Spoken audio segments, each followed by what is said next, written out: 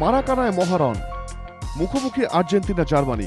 রবিবার রাত 12:30টায় বিশ্বযুদ্ধের শেষ লড়াই, বিশ্বকাপের ফাইনাল। একদিকে মুলার, ক্লোজে, নুয়েরদের জার্মানি, অন্যদিকে মেসি, মাসচেরানোদের আর্জেন্টিনা।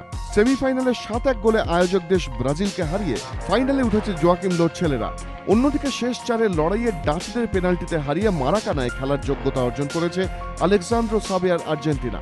মোটামুটিভাবে দুদলই তাদের প্রথম 11 অপরিবর্তিত রাখছে। আর্জেন্টিনাকে হারিয়ে এবার সোনার কাপ হাতে তুলতে হলে তাদের আঁটো-সাঁটো রক্ষণ ভাঙার নীল নকশা বানিয়ে ফেলেছেন জোয়াকিম লো। সেমিফাইনালে নেদারল্যান্ডসকে আটকে দিয়েছিল নীল সাদারা। গোটা টুর্নামেন্টে রবেন ফন পার্সিরা প্রচুর গোল করেছেন, কিন্তু আর্জেন্টিনার বিরুদ্ধে কার্যত অসহায় দেখায় তাঁদের। মার্কোস জাবালেতাদের টপকে গোল করাই জার্মানির এখন সবচেয়ে বড় চ্যালেঞ্জ।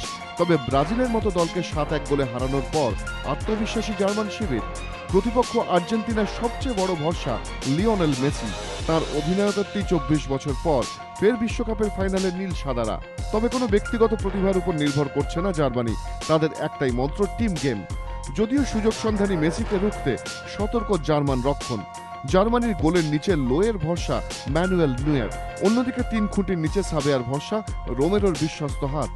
সব মিলিয়ে মারাকানার ফাইনাল বারুদে ঠাসা। বিস্ফোরণের অপেক্ষায় গোটা পৃথিবী। এবিপি আনন্দ।